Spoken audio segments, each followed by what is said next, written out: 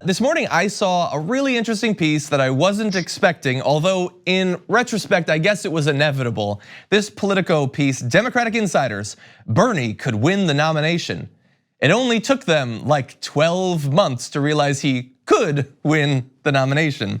And so what this article is talking to a number of different Democratic insiders about their dawning realization that Bernie Sanders has supporters and he is poised to do extremely well in the early primary contests, with a longtime Hillary Clinton ally David Brock saying, it may have been inevitable that eventually you would have two candidates representing each side of the ideological divide in the party.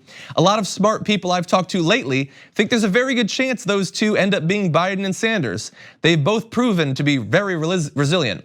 Well, yes, very smart. Took them a year and the 2016 election to realize that Sanders is a strong candidate in this primary. So we have more on this, but Jordan, what do you think about this? Like, we're less than I think a month out from Iowa now, and just now, some of these people are acknowledging that Bernie Sanders is not just technically in this thing. Right, they can't deny it any longer. I mean, the Sanders campaign staying power is a force to be reckoned with. He has consistently been polling at or near the top for months. He hasn't had these surges and then just quick plummets like we've seen with other candidates. He's got the grassroots organizing support. He's got the fundraising. He's got the likability, and now he has the electability. They can't deny this any longer. He consistently polls above just about everybody else in head-to-head polls against Trump, and now he's leading in second in just about every early voting state. Sanders is clearly a uniting force and a uniting candidate. He can pull people from all sides of the aisle, and he taps into this anti-Washington sentiment that Trump did. And granted, Trump did this fraudulently, but there is this growing animosity towards the political elite and the political establishment in Washington. People are no longer, no longer just buying into this belief that Washington collectively works for them. More and more people are recognizing that the whole system is a scam, and Sanders taps into that sentiment and that resentment. He will do this altruistically because he's been fighting for working people his entire life, his entire professional career, and voters recognize that. Yeah. So they can't deny it any longer. That's the main point. Yeah, and the thing is, what's so ironic is that people, honestly, like me and you, who've been saying this for a long time, that you should take him seriously. We're stupid idiots off on the fringes, but very smart, serious people are just starting to realize that he has, the highest favorability numbers of any of the candidates inside of the Democratic Party, that virtually everyone has donated to his campaign at this point. As you point out, he's polling first, I think, in New Hampshire, second in Iowa. He's doing very well in Nevada as well. These are important things, and that does not mean that he's going to win necessarily. We should also point out that Biden in national polls is still up by a good number of points. We have to be able to acknowledge those, but it's just very odd that it took him this long. I want to give a couple of the arguments that are made in this argument about why they're starting to realize it. First, Elizabeth Warren has recently fallen in national and early state surveys. I would add to that Buttigieg appears to have plateaued and is now going down a little bit too. Second, Sanders has withstood the ups and downs of the primary, including a heart attack that you would imagine for any other candidate above 70 years old would probably have ended this thing. And at the same time, people like Harris and Booker and O'Rourke, who were considered to potentially have explosive potential by people like David Brock, have dropped out or are stuck in the low single digits. And so what do you think about some of those arguments? Like the expectation that theoretically someone at a debate could take down Sanders with a strong attack, and that hasn't materialized. They sort of go on to point out that Bernie hasn't really been attacked that much by the other candidates so far. Well, that's also because a lot of the opposition research and a lot of the attacks have already been aired out in 2016. That he still has this momentum now shows that they really weren't fatal attacks, and there's no real fatal flaws to Sanders as a candidate or the Sanders platform or the campaign. And the heart attack thing just shows that despite that, what you say would probably end many other candidates' prospects, this didn't really have much of an impact. If anything, we saw a new boost of energy.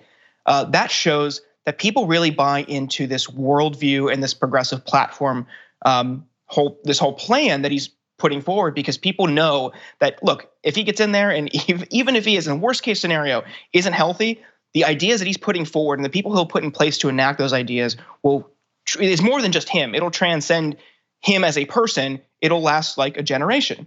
But one thing I do want to point out is the one group and person in that article who refuses to acknowledge Sanders and his viability is the guy who started Third Way.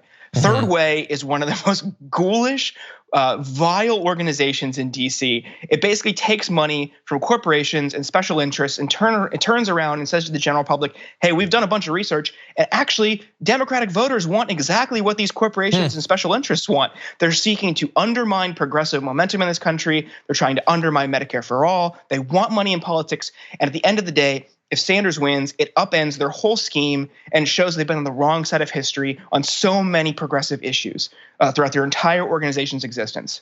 So I have one more question for you, because I don't know if this article and the fact that there's this talk going around might be a sign of this, but my suspicion, and I think a lot of people are starting to suspect this, is that so far the media in general has not talked much about Bernie Sanders. Not much favorable, honestly, not even that much critical. They've mostly avoided talking about him. And you can look at analyses of number of mentions of candidates versus their polling. And some candidates are getting talked about more than their polling merits, some less so. Bernie Sanders is the biggest gap. Even Joe Biden, by the way, considering how his polling is talked about a little bit less than you might expect. But my expectation is that as we get closer to Iowa, and especially if he does take Iowa and New Hampshire, that the Bernie blackout will turn into the Bernie like frontal assault in the media. Is that something that you expect might happen? Oh, absolutely. The Bernie blackout exists because his candidacy and his Sanders presidency would affect their bottom line. So if it gets even closer to him winning the nomination, they will all, just all out assault on Bernie Sanders as the candidate and the nominee, because they really need to protect their cash flow and their money going forward. This is the problem with corporate media in general. They have a vested interest in attacking progressive candidates and keeping them at bay, outright ignoring them. And it's going to get uglier the closer he gets to winning the nomination. I think you're spot on there. And I would say, look, as long as they're attacking him on the policies and not spreading misinformation about policies like the Green New Deal and Medicare for all, I am totally down for that. I would say, look, I personally think that those policies are incredibly popular. I think that spending more time talking about them on CNN and MSNBC would be good for the primary. I just suspect that that's probably not the form that these attacks will take. No, not at all. And that's just not how they fundamentally do political coverage and analysis. They'll have people on who probably worked for the Hillary campaign or paid by the DNC as consultants go on and attack him on these purely subjective categories like likability and electability and all these weird things. You'll say, oh, he isn't the guy. He can't win over XYZ type of voter when he probably could. They'll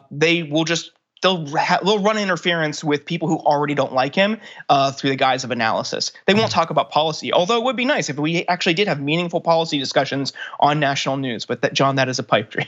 Probably. And anyone, perhaps a booker or producer for one of these shows on CNN and MSNBC, feel free to have Jordan or I on. If you want to talk about policy and break down the specifics, we can do that.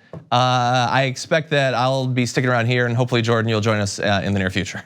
At any time you want, John. Thank you.